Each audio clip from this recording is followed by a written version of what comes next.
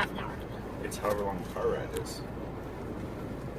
It's a really long car ride. It's normally for 6 hours if we go down to New Stop for a second.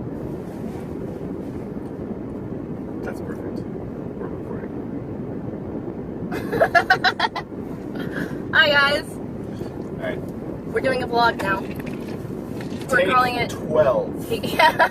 We've had a hard time so far. That's what she said. That is what she said. If she's a lucky woman. Heyo. And into that particular thing. I mean, just being fair. So we are calling this either the, what are we calling this? The Mortician and the Veterinarian, or we're calling it Couple in the Car. Yeah, or like, just Derek and Heather. We're just Derek and Heather. We could do that too. Just gaze long with each other. I have a feeling there are some people on the internet who might like that.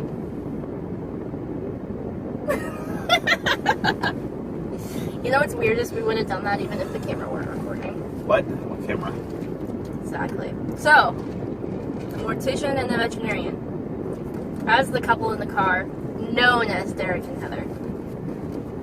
Oh, it's good. Not Heather. So we figured what we're gonna do is we're gonna record all of our car rides, not our phone rides. And sometimes we'll take suggestions, and sometimes we might just let the conversation take us where it will. As it always does, which is why we thought about doing this in the first place. Usually we have interesting conversations. Every time we drive to visit with my family in particular, because my family lives near, about an hour away, Heather and I end up listening to some amazing music or having some amazing conversations.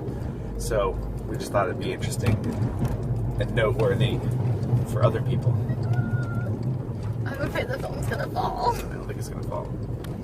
You're so much more optimistic than I am. I think we're gonna have to stop at Best Buy in order to get a good holder for the telephone. Alright, well, it seems to be working for now. Right. So let's go ahead and do what we're doing. Alright, we're doing it. So, which one do we want to talk about? Do we want to... Actually, I kind of like the introductory idea, like, that Ali was talking about.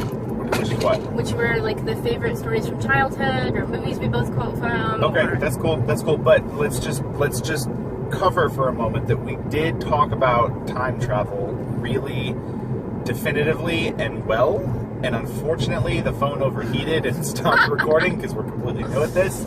So that one, unfortunately, will just be between us, or we'll have to revisit that at another time. We'll probably have to revisit it. I feel like we should revisit it, because it's pretty good. It was good. So I'm sorry. Petticoats, laudanum, all sorts of cool stuff. Especially the laudanum. So we apologize, Brandon, that those, like, 12 minutes got totally eradicated from the earth. Sorry, dude. The recorded earth. They went the way of normal conversations. So which one are we doing? Whoa, you just blew my mind. How do you mean? They went the way of normal conversations? I mean, that's true. They're just gone. They're just gone. They're not just gone. They're in each person's memory, sometimes. Differently. And, yes, I was going to say very differently, especially... Yeah. Sometimes... between you and me, we seem to remember conversations very differently. Especially when we're arguing. So, let's go ahead and do what I love you so much. We've had some bad arguments recently. They're not that bad. They were pretty bad. We've been a little... See? Sorry. There you go! We've been... Okay. Alright, what's our first topic? Much like everyone else in the universe, we look like we are never have issues ever because of the things that we post on the internet, but it's almost as if social media does not give an accurate representation, that it's actually a curated representation of my life. Yeah. So we fight like normal couples do. It happens. I think we fight, yeah, we'll call it normal. We fight like normal couples. We fight like normal couples. We're just very outspoken about it. Okay, so, hold on, I'm pulling up on the tweet machine the suggestion. The tweet machine? The tweet machine. Okay, the suggestion came from Ali Trotta, one of my friends, who is... Hey, Ali. Hey, Ali. Do we call Ali darling? Because we're her darlings? Oh, yeah. Hi, Ali, darling. Darling. So this is at Always Coffee, and she says that we should talk about favorite memories from childhood, favorite books, poems, midnight snack, or favorite movies we both quote. We thought those were all kind Holy Allie, pick one. I know, really good. That's like a good way to get introduced to us. So, I guess we're just doing one of each. Yeah. Got it. Okay. First one. Favorite memories from childhood. Let's do a couple. What's your earliest memory from childhood? My earliest memory from childhood is bizarre. My earliest memory from childhood is actually me waking up on a houseboat that belonged to my father's parents. Are you sure this isn't a song? I'm 100% sure. Well, so what was interesting is I believe I must have been having a dream, and you know when you have that experience where you're having a dream and you're sort of coming awake and you're like, oh, Anyway, I was probably having that experience, but as a little kid, I was having the conscious thought of, oh, this is what it's like to come into consciousness from nothing. And I couldn't remember anything that had happened before that, before I went to sleep, before anything, which maybe means I'm suppressing something. But that was my earliest childhood memory it was specifically of, wow, why don't I have any memories? I always wonder if that's what dying is going to be like. Sorry, not to totally derail it, but is it just like you don't, like the things that you don't remember, is that, I hope that's what it's like. Is it like the reverse process? Yeah. Where you just like one day you're like, hopefully if you're 90 years old, you lay down and you just go to sleep and that's like it. It's like going to sleep. Or like waking up from anesthesia. Well, maybe if you are 90 and you lay down and go to sleep, I am certain that I'm going to go in some sort of amazing blaze of glory. Okay, well, as long as it's a blaze of glory that's not going to break my heart, that's okay. Okay, I'll watch you die so that I can die second, so that you don't have to die with the memory of me having died. Clearly we're going to have to notebook it. Okay, favorite memory. Oh no, earliest that was memory. Earliest okay, memory. My earliest memory is... I have two, and I'm not exactly sure which one is earlier. I think the one in Texas is earlier. Okay. Lubbock?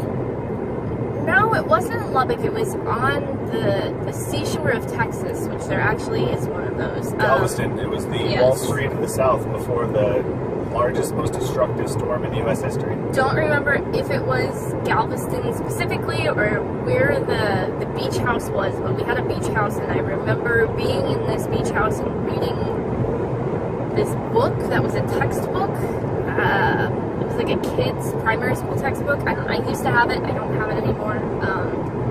Your earliest memory is a freaking textbook? Yeah. You're so smart. So brainy. I am not. It says the doctor. And the smell. I really remember the smell of the sea salt. I thought you were calling me the doctor and the smell. the doctor and the smell. That would be your wrestling name. So either that or we lived in England in 1991. 1990, I think it was, because that's when Desert Storm was. Your earliest memories when you were 6? No, sweetheart, I'm younger 5? than you. How old are you? I was 3. 3? 2 or 3. Probably great. Yeah. Alright. Being in our backyard and taking a bath in a big lobster pot. Yeah. Which we have a picture of. Which they were slowly turning up so that you wouldn't notice? Yes. I would have made a delicious meal. I was very chubby with these cheeks. You never lost those cheeks. Never did lose the cheeks. Alright.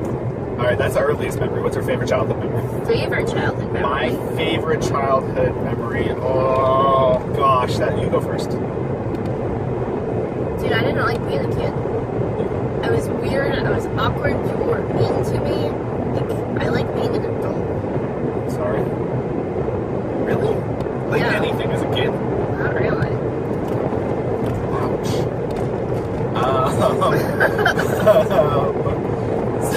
Sorry, I guess I brought that down a little bit. Books.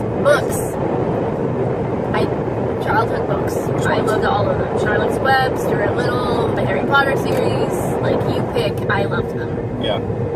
Well, so, did you ever have, like, the 11th Hour and Animalia and those kind of books? No, I never did. Those were real big in my childhood. How about Animorphs? Animorphs, yeah. Different part of childhood, but yeah, I was totally an Animorph. Actually, now that I think about it, I'm sure that it surprises everyone that my favorite parts of my childhood were the internet. Wow. Yeah. What are we calling childhood? Anywhere. That was like 12 and 13. Yeah. My first introduction to the internet was Furcadia. I don't know if you guys remember Furcadia. So Furcadia was this text-based role-playing game. So down at the bottom it was a chat room. Okay. And then up in the top it was this visual map. It was all pixelated and you were a furry. So I was a furry and I would roleplay. I was this super badass bartender with like a fucked up face because I got into fights all the time. As you would. But before that, the reason that made me think of it is my very first introduction to role-playing games and kind of the internet and having friends on the internet like I do now is I was in an Animorphs role-playing chat room. Oh, cool. That's pretty cool. It was. It was called the Talon's Hawk. Okay. Some of my most favoritist of childhood memories also... Your most favoritist? My most favoritist relate to animals, and that was... So, for example, right now we're driving on a California highway, about to get rear-ended. Here she comes. Please go around. Thank you.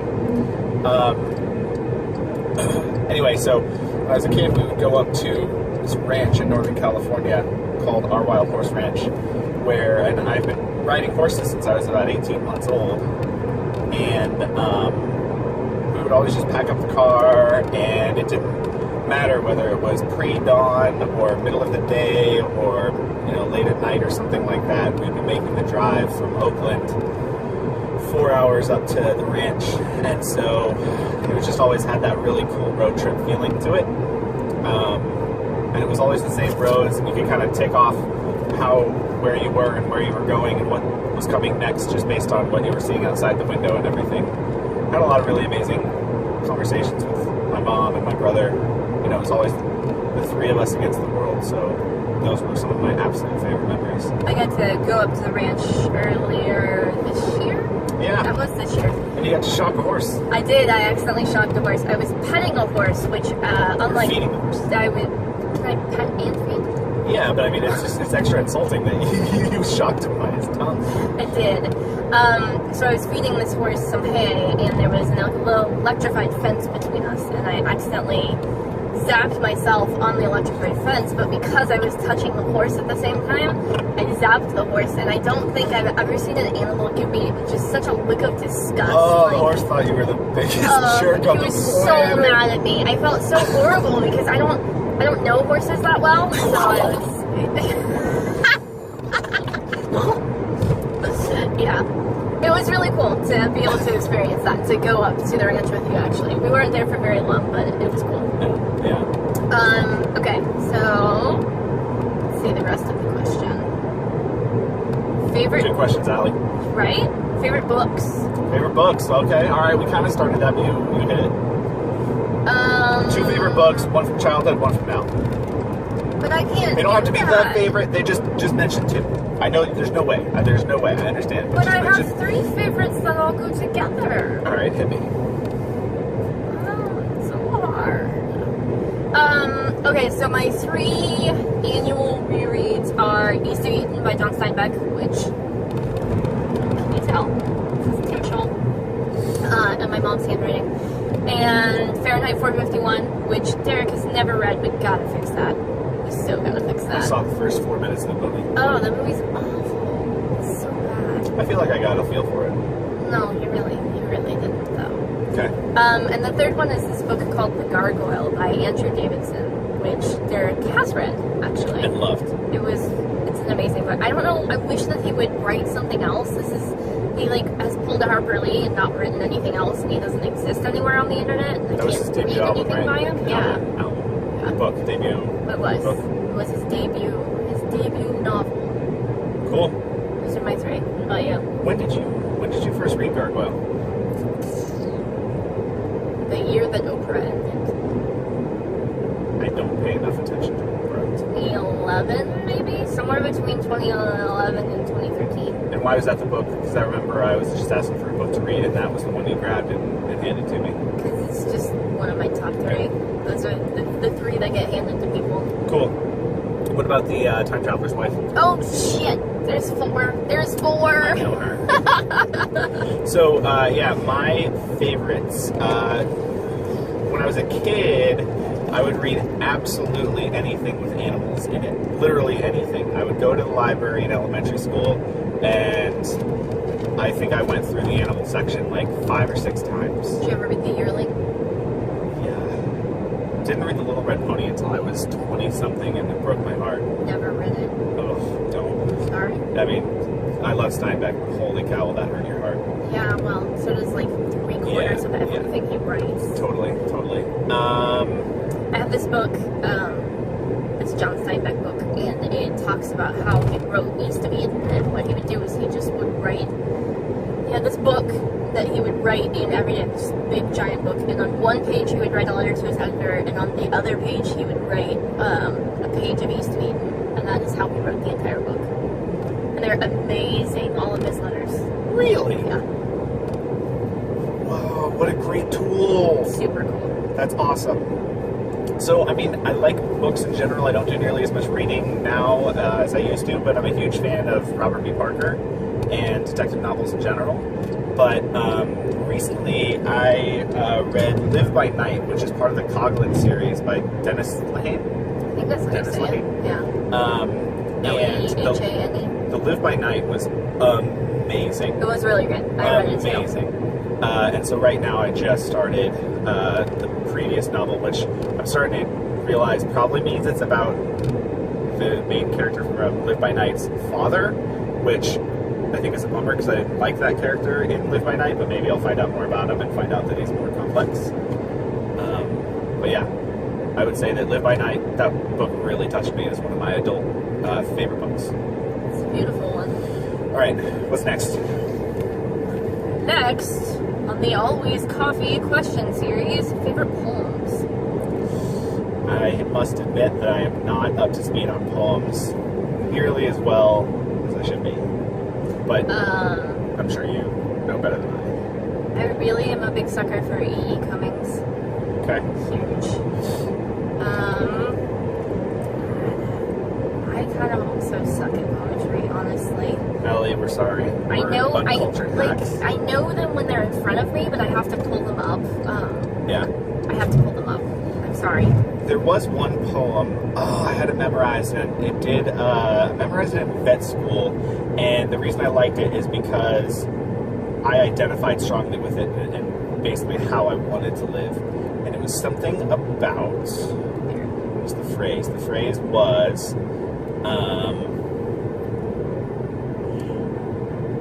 having a task and following through on it, and somebody said it was impossible, but he was the one, he decided to be the one that would do it. And I have no illusions that I can do anything if I put my mind to it. There are limits, but it's very important to, you know, really push forward, and especially to go against the grain sometimes. Not all the time. Not all the time. That's not always a virtue. That could be just being a jerk. But, you know, if people say that something can't be done, but it's something that I find is really important or ought to be done, then hell yeah, I'm going to give it a shot. It's pretty good. Yeah. And important. There was a thing he started to sing as he tackled the thing that everybody said he couldn't do, and he did it. Something like that. It's good. Yeah. All right. Good. Next one. Favorite midnight snack? Oreos. Oreos. Oreos. Oreos. We really have an Oreo problem. With milk. Gotta be with milk. Yeah, and antacids. Derek did not used to understand the importance of milk with the Oreos, but I think I've officially brought him over to the Oreo side. I've grown as a person. It does make him better. Yes. Heather makes me a better person. Derek makes me a better person. Derek plus Oreos is certainly more Derek. Double entendre. Stop putting yourself down. It hurts my heart. Favorite movies we both quote. Ooh. So I don't know if there are too many movies that you and I both quote, but I know that there are movies that I quote and you go, haven't seen it, or, oh, I hate that movie. What? Like, I'm always quoting Step Brothers. And I'm always quoting Talladega Okay, Nights. I don't hate those movies. I didn't say hate that. Those are fall into the category of ones you didn't really like. I have been told on more than one occasion that my sense of humor is a little bit off. It's so weird. Anybody on the internet who has or has not met Heather, it is unreal. She is the funniest person I know who will just make your day worthwhile because of her laugh, and yet has no sense of humor when consuming comedy whatsoever. That's not true. I happen to like one comedian a whole lot. Maria Bamford? Yeah. Okay, well, that's also because it's basically autobiographical. And I mean, that humor can be a lot of different things, and doesn't mean it's not humor. All I'm saying is, you know, the same jokes that you and I would make in person get made into something, and you're like, I don't know what to tell you. That slapstick comedy just doesn't do anything for me. Now, that's not to say that I don't like other types of comedians. Like, I really like Aziz Ansari. yeah. Sometimes I like Louis C.K. But do you like Aziz Ansari in Master of None, which is not really... No. I like Aziz Ansari stand-up. Cool. Yeah. Okay. Yeah. I actually do. I also really like him in Parks and Rec, which I'm currently watching for the first time. Yeah, I've gone all the way through it, and I told her that she had to watch it, so now she's on it. What movies do you quote? I quote Star Wars a lot. You do? I quote Top Gun. Quote it on your arm. I do, in several places. I quote Pacific Rim. Yes. I quote... I remember the first time that you looked at me not longingly, but with those eyes, and you said... With those eyes. I think you and I are just compatible. For the record, I didn't say that. He said that. And it was a great story. joke. It totally worked. It totally worked. Alright. So, Super Troopers. Also, I am super excited, by the way, everybody, that somebody quoted Super Troopers to me, and then I mentioned that I love Super Troopers, and then Rabbit from Super Troopers started tweeting me, and I almost lost my shit. It was awesome.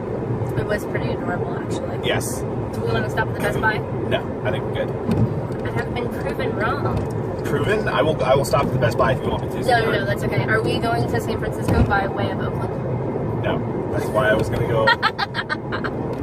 Funny story. Yeah. The Fox Theater is in Oakland. Don't go to San Francisco when you're going to the Fox Theater. We were going to see a band called Jukebox the Ghost, which is an excellent band, and we had only... Please look up Van Doodles on Twitter and books. I think he's at Jukebox the Ghost. At Jukebox the Ghost, yeah. Yeah. Van Doodles. I'm going to make that symbol anytime we talk about the @ symbol, by the way. Show, yeah, you have the Jukebox the Ghost tattoo, too. Yeah, I do. Wait, where is he? The Ghost. So we were going to see Jukebox the Ghost at the Fox Theater. And we hadn't been dating for very long. August, September, October, November, December, January, February. No, this was before. We'd only been dating a couple months. It had not been that long. It was the first concert you allowed me to go to. Well, you have to... I gotta earn your stripes. You gotta earn your stripes. And so Derek started driving, and he went to go the wrong way, but I didn't want to correct him because he's from Oakland, and so I figured... It's funny how you've gotten comfortable correcting me.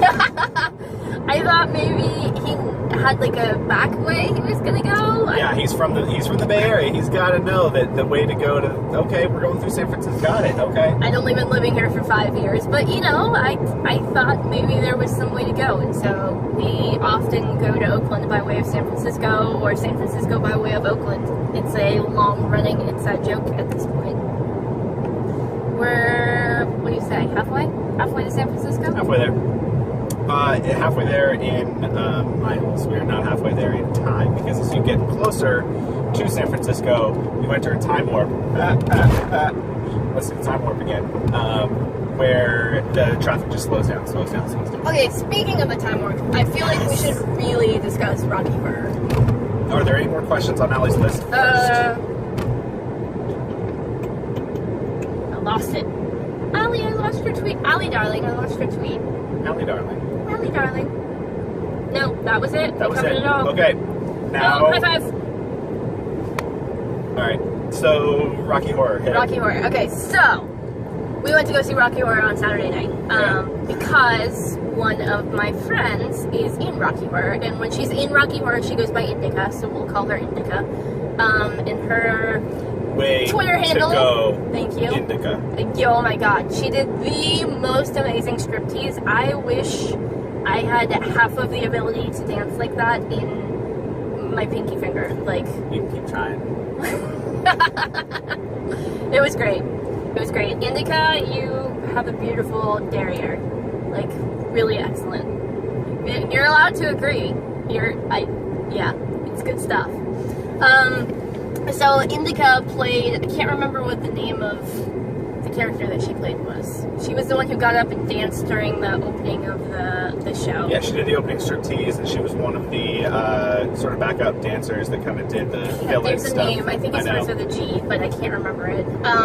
So we went because she invited us, and it was awesome. Thank you for inviting us, and thank you very much for the little welcome back. Yes, we got a welcome bag of props that we got to participate in the show with during specific scenes. Like, we had bubbles Did you for the keep wedding your card, scenes. your playing card? I did.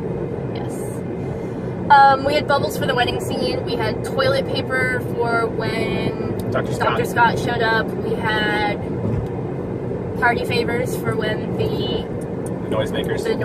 or for when the audience was dancing, and there was cards for when Dr. Frankenfurter was singing. Yeah. So that was amazing. And Rocky Horror by itself is also amazing. Like, I was not allowed to watch it. I grew up in a household that at the time, they're a bunch of heathens now, but at the time was super religious, and so I wasn't allowed to watch it. But of course, around Halloween time, they always would play it on like MTV too, so I would like sneak some of it. I'd be in the office waiting for somebody to come in so I could change the channel, and because of what it's about, it felt particularly dirty that I had to sneak it. So anyways, this was the first time that we'd seen Rocky Horror live. I've never seen the movie. Right. So this is the first time I got to see the movie, and the first time that I got to see the live. So Derek Live is about as big of a virgin as you could possibly be. We gotta say, that script for the audience, At least the one that we participated in, I've heard there's some differences. I don't get it. I really don't understand it. It seems kind of weirdly sexist. Especially considering the audience and the content of the movie. The movie is just so unabashedly inclusive and I have something outrageous weird about and alternative and all that sort of good This is for stuff. punk rock, Totally. Or for the look of punk rock, anyways. And the audience is clearly like a whole bunch of misfits and a whole bunch of people who don't really fit in other places as much. And so we include ourselves in that categorization, by the way. Totally. So I was like, awesome. This is like a great experience for everybody who doesn't necessarily feel like they belong to come in and really like supportively bond and all that sort of stuff. But yeah, that script was really weird. So I will say, okay, two things. First off, I was talking to my mom about it, and she said, when they called Janet a slut, for her at the time and her friends and everybody around, they kind of embraced the slut term. It's sort of like taking it back. Yeah. So then, is that why they called him an asshole? Are they taking asshole back? I don't know. No, they're insulting him. him. It seems insulting. Yeah. Okay, so the other thing that I learned, which I didn't realize, the guy who plays Riff Raff, the one with the creepy hair, who did the elbow sex with his sister, was also the guy who wrote it. Right. And it turns out he's like a creepy, transphobic creeper. What? Yeah, even though he identifies as non-binary, he apparently has issues with transgendered women. Oh, so he specifically is phobic or doesn't know of he's specifically trans women. Transphobic, of women. Trans women. Of trans women, yeah. That sucks. Yeah, isn't that bizarre? So, but is that why? Oh, I get it. So is that why Frankenfurter is the villain? And he gets killed? Do you think Frankenfurter is the villain? Well, yeah, that's why he dies. But the villain doesn't always die. Well, no. Okay, so what I'm referencing here, for example, is Alice Cooper. So Alice Cooper is the name of the character that the now Alice Cooper plays. He only changed his name legally to Alice Cooper because there was a fight over music rights and things like that, and so by changing his name, once he left the label, he was still able to call himself Alice Cooper. If he hadn't done that, he would have had to give up rights to the character of Alice Cooper.